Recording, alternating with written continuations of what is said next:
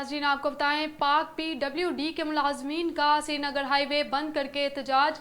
Police और मुजाहिरीन आमने सामने मुज़ाकरात जारी। मज़ीद तफसीलात जानते हैं हमारे नुमाइंदे राजा रुखसार अहमद से। जी राजा रुखसार, तफसीलात से आगाह कीजिएगा।